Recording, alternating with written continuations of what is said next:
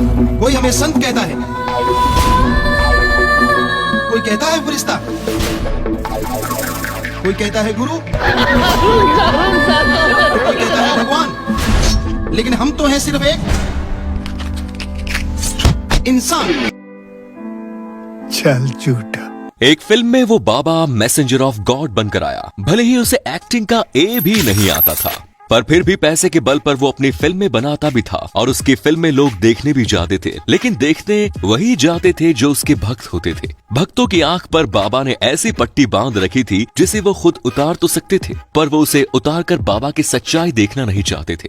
लेकिन सच को छुपाना आसान नहीं होता, सत्य बाहर आने का रास्ता खुद ही ढूंढ लेता है। आप समझ गए होंगे, लेकिन चलिए मैं ही आपको बता देता हूँ कि हम आज बात कर रहे हैं गुरमीत राम रहीम के बारे में, इसलिए हमारे आज की वीडियो में आखिर तक आप जरूर बने रहिएगा। शुरुआत करते हैं और जब श्री गंगानगर से जहाँ के एक जमींदार मगहर सिंह के घर एक लड़के का जन्म होता है और उसका नाम गुरमीत रखा जाता है। गुरमीत पढ़ाई लिखाई में एवरेज से भी गया बीता था। कहते हैं कि कई बार क्लास में फेल भी हुआ, लेकिन जमींदार का लड़का था, रुपए पैसे की कमी नहीं थी। बचपन अबीरे में बीता। उस समय डेरा सच्चा सौदा के प्रमुख थे शाह सतनाम जी और गुरमीत के पिता मगहर सिंह अपने बेटे गुरमीत को लेकर डेरा सच्चा सौदा में आया जाया करते थे, जहाँ गुरमीत भी सेवा का काम किया करता था। गुरमीत का एक दोस्त गुरजन था। एक बार गुरजन के चाचा की लोग हत्या कर देते हैं और इसका बदला लेने के लिए गुरजन हत्यारे को मारकर जेल चला जाता है। मुझे उसकी मुलाकात कुछ खाली स्थानीय अलगाववादी विचारधारा के लोगों से होती है और आगे चलकर उसकी भी विचारधारा अलगाववाद से इंस्पायर हो जाती है।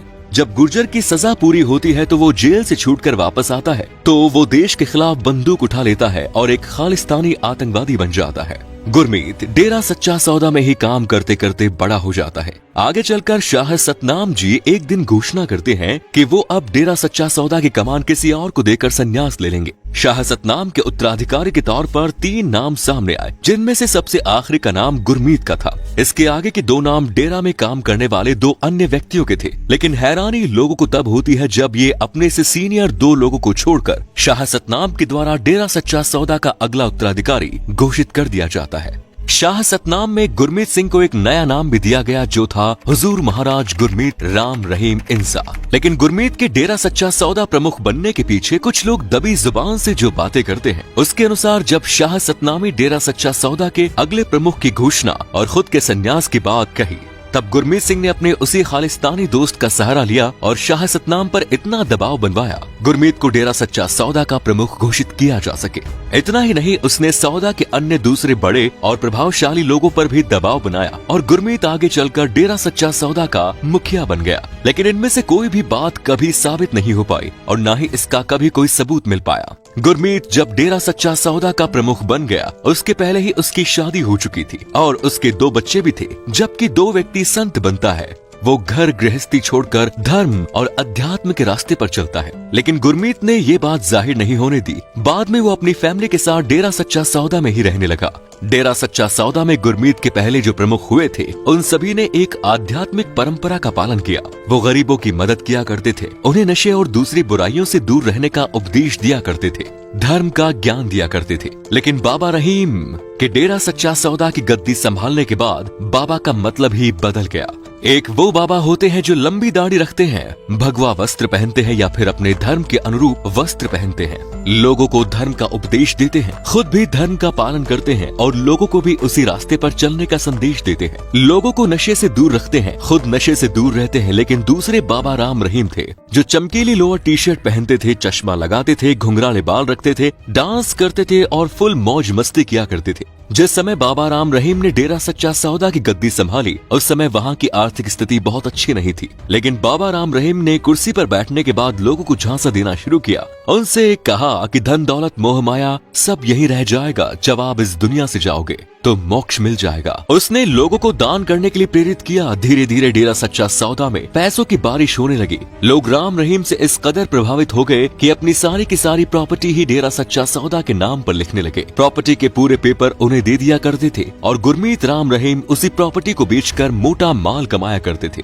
बाबा राम रहीम के सामने ऐशो आराम के सारे दरवाजे खुले थे। उनके भक्त उन्हें पैसे दे रहे थे। अंध भक्त महिलाएं अपना तन मन धन सब समर्पित करने को तैयार थी। बाबा राम रहीम ने डेरा सच्चा सौदा के नाम से अलग अलग जगह पर आश्रम खोले और दूसरी जगहों पर भी अपनी जमीनें खरीदी, प्रॉपर्टी बनाई। इसके अलावा देश दुनिया के दूसरे कोनों में भी इसने अपने आश्रम बनाए जहाँ भक्तों की भीड़ लगती थी और उनके चेले चपाटी भक्तों को बेवकूफ बनाने का धंधा किया करते थे। वो भक्तों से चंदा वसूला करते थे। बाबा राम रहीम ने कई स्कूलें भी खोले और इन तमाम जगहों से बाबा राम रहीम अपने भक्तों के जरिए जो पैसा इकट्ठा करता था, कहते हैं कि उसकी पर डे 1 रुपए की कमाई होती थी। आगे चलकर आश्रम का सिस्टम कुछ ऐसा बन गया कि लोग आश्रम में ही रहने लगे। आश्रम में रहने वाले लोग राम रहीम को पिताजी या फिर पापा जी कहकर बुलाने लगे। राम रहीम के ही एक स्कूल में प्रियंका तनेजा नाम की लड़की पढ़ने के लिए आई। धीरे धीरे बाबा की नजर इस पर पड़ी और ये भी बाबा के करीब आती गई। इसके बाद बाबा की 2 बेटियां और प्रियंका तनेजा इन बाबाज एंजल कहा जाने लगा। धीरे धीरे प्रियंका तनेजा और बाबा के बीच के संबंध इतने गहरे हो गए कि प्रियंका तनेजा हनीप्रीत बन गई और बाबा की बात डेरा सच्चा सौदा में नंबर 2 बन गई। लोग बाबा और हनीप्रीत के बीच के संबंधों को लेकर भी बात करने लगे। आगे चलकर हनीप्रीत की शादी हुई, लेकिन जिस लड़के से हनीप्रीत की शादी हुई उसने इस बात का इल्जाम लगाया कि शादी के बाद भी हनीप्रीत उसके साथ कमरे में नहीं रहती, वो बाबा के साथ थी। उसने बाकायदा पुलिस में FIR भी दर्ज कराई कि हनीप्रीत और बाबा के बीच नाजायज संबंध है, लेकिन हनीप्रीत ने उल्टा अपने पति पर दहेज का केस लगाया और आगे चलकर उसने अपने पति से तलाक ले लिया। बाबा की तमाम प्रॉपर्टी और चाबी ऊपर हनीप्रीत का कब्जा हो गया। आगे चलकर बाबा जी नई फिल्म में भी पैसा लगाया और खुद को हीरो रखकर हनीप्रीत को हीरोइन रखा और फिल्में बनाई जिनमें मैसेंजर ऑफ गॉड लोगों के सामने भी आई। इस फिल्म को बनाने के लिए बाकायदा मुंबई से पूरी टीम आई, जिसमें टेक्नीशियन, कैमरामैन, डायरेक्टर सभी लोग शामिल थे। अब तक बाबा राम रहीम का पैसा, रुतबा और उनका कद समाज में इतना अधिक बढ़ चुका था कि उनके ऊपर जो इल्जाम लग रहे थे उनका कोई असर भी नहीं हो रहा था। बाबा राम रहीम का प्रभाव लोगों पर कुछ ऐसा था कि जब भी पंजाब में चुनाव होते थे तो बाबा राम रहीम अपने भक्तों के लिए एक फतवा जारी करते थे और ये बताते थे कि उन्हें किस पार्टी को, किस कैंडिडेट को वोट देना है। हरियाणा का एक छोटा सा स्टेट है, बाबा का प्रभाव कम से कम 15 से 20 सीटों पर था और बाबा की कॉल के बेसिस पर जब लोग वोट करते थे तो उसी पार्टी की जीत भी होती थी।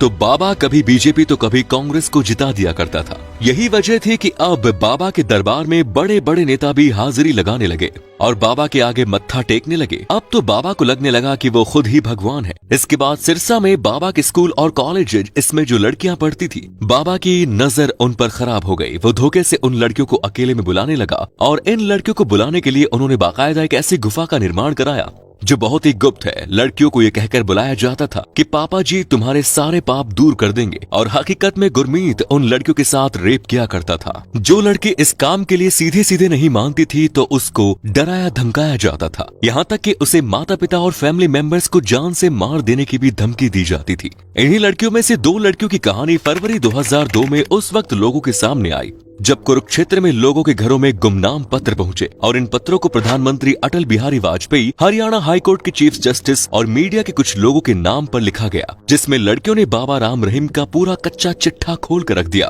बाबा उन लड़कियों से कितने बेशर्मी और दबाव के साथ पेश आता था, ये बात उस खत में लिखी हुई थी। उसी क्षेत्र में एक व्यक्ति था बलवंत सिंह, जो कि छोटा मोटा नेता था। उसके हाथ में जब ये लेटर लगा तो उसने इस लेटर की फोटोकॉपी कराकर आसपास के क्षेत्रों में बांटना शुरू किया। ये लेटर की फोटोकॉपी हिसार भी पहुंची और वहाँ एक छोटा सा अखबार निकलता था। उस अखबार के संपादक ने पूरी की पूरी चिट्ठी अपने पेपर में छाप दी। इसके बाद ये जानकारी डेरा सच्चा सौदा के लोगों को भी लगी कि किस तरह का एक पत्र है जिसे बलवंत सिंह नाम का एक व्यक्ति लोगों में बांट रहा है। बाद में डेरा सच्चा सौदा के लोगों ने उसके ऊपर हमला किया और उसके बाद अपनी जान बचाने के लिए बलवंत सिंह वहां से गायब हो गया। मई 2002 में गुमनाम लिफाफे में वही चिट्ठी हरियाणा पंजाब हाईकोर्ट के चीफ जस्टिस के नाम पर उनके घर पहुंची। इस खत को पढ़ने के बाद चीफ जस्टिस ने डेरा सच्चा सौदा की जांच करने के लिए हिसार के डिस्ट्रिक्ट सेशन जज को आदेशित किया और रिपोर्ट हाईकोर्ट में तलब की। तत्कालीन डिस्ट्रिक्ट एंड सेशन जज MS सुलर साहब ने जांच करने के बाद जो रिपोर्ट हाईकोर्ट को सौंपी उसमें उन्होंने इस मामले में सच्चाई होने की बात तो लिखी, पर उन्होंने ये कहा कि डेरा सच्चा सौदा के गर्ल्स हॉस्टल तक वो पहुंच नहीं पाए, उन्हें जाने नहीं दिया गया। इसीलिए इस मामले की जांच किसी सेंट्रल एजेंसी के माध्यम से कराई जानी चाहिए। इसके बाद 24 सितंबर 2002 को हाईकोर्ट एक आदेश जारी करता है जिसमें इस मामले की जांच CBI को करने के लिए कहा गया। 12 दिसंबर 2002 को सीबीआई ने चंडीगढ़ में इस मामले में केस दर्ज करके जांच शुरू की, लेकिन बाबा राम रहीम ने हाईकोर्ट से स्टे लेकर इसकी जांच को कुछ समय के लिए रुकवा दिया। इसके बाद सीबीआई ने बाबा राम रहीम के आश्रम से निकली लगभग 200 लड़कियों से बात की। उन्होंने सच्चाई को स्वीकार तो किया, लेकिन समाज के डर से, बदनामी के डर से कोर्ट में जाकर बयान देने को तैयार नहीं हुई। बड़ी मुश्किल से 18 महिलाएं तैयार हुई, लेकिन फाइनली कोर्ट तक केवल 2 ही लड़कियां पहुंची और उन्होंने बयान दिया। उनके बयान के आधार पर सीबीआई ने बाबा राम रहीम के खिलाफ जुलाई 2007 में बलात्कार और दूसरी धाराओं में केस दर्ज किया और अदालत में चार्जशीट पेश की। 6 सितंबर 2008 को स्पेशल सीबीआई कोर्ट ने बाबा राम रहीम के खिलाफ इस मामले को एक्सेप्ट किया और सीबीआई को आगे की कार्रवाई के लिए परमिशन दी। इसके बाद सीबीआई कोर्ट ने बाबा राम रहीम को लगभग 16 बार कोर्ट में बुलाने की कोशिश की, लेकिन बाबा राम रहीम ये कहकर कोर्ट नहीं पहुंचे कि उनके कोर्ट आने पर उनके समर्थक हिंसक हो जाएंगे। फाइनली 25 अगस्त 2017 को पंचकुला की कोर्ट ने बाबा राम रहीम के मामले में फैसला सुनाने का दिन तय किया। फैसले के दिन से 2 दिन पहले दो राज्यों की सरकारें बाबा राम रहीम को अदालत की चौखट तक लाने के लिए एडी चोटी का जोर लगा रही थी। 25,000 पुलिस वाले और पैरा मिलिट्री फोर्सेस, कई कंपनियां मैदान पर तैनात थी और सेना अलर्ट थी। अस्पताल में डॉक्टरों की छुट्टियां रद्द हो गई। पंजाब और चंडीगढ़ जाने वाली ट्रेन और बस सेवाओं को 72 घंटों के लिए बंद कर दिया गया। इंटरनेट सेवाएं बंद थी। आसपास के लगभग सभी जिलों में फ्लैग मार्च किया जा रहा था। इसके बावजूद 25 अगस्त को जब कोर्ट ने बाबा राम रहीम को दोषी करार दिया तो हिंसा शुरू हुई। इस हिंसा में 38 लोगों की जान चली गई और करोड़ों की संपत्ति का नुकसान हुआ। प्रशासन को बाकायदा एक चॉपर हेलीकॉप्टर का इंतजाम करना पड़ा बाबा राम रहीम को पंचकुला कोर्ट से रोहतक जेल ले जाने के लिए। हैरानी की बात यह है कि उसके साथ हनीप्रीत भी जाती है। इसके बाद रोहतक जेल में ही कोर्ट बैठती है और वहीं बाबा को 2 रेप केस मामलों के लिए 10-10 साल की सजा होती है। इसके बाद बाबा की एंजल यानी कि हनीप्रीत गायब हो जाती है। फिर पुलिस 10 से 15 दिन तक उसे ढूंढती है, परेशान होती है। उसके बाद वो खुद ही मीडिया के सामने आ जाती है और फिर पुलिस उसे गिरफ्तार करती है। बाबा के सहयोगी के तौर पर उसे भी सजा होती है। वो फिलहाल अम्बाला की जेल में है और बाबा रोहतक जेल में। इसके अलावा बाबा पर 2 मामले हैं जो चल रहे हैं। दोनों हत्या के मामले में एक पत्रकार और एक रंजीत सिंह के मर्डर का मामला है। इसके अलावा बाबा के डेरा सच्चा सौदा में रहने वाले 400 लोगों ने उन पर आरोप लगाया है कि बाबा ने उन्हें ऑपरेशन करके नपुंसक बना दिया। इस मामले में भी फैसला आना बाकी है। तो उम्मीद है वीडियो आपको पसंद आई होगी। फिर मिलेंगे नई वीडियो में, तब तक के लिए जय हिंद, जय भारत।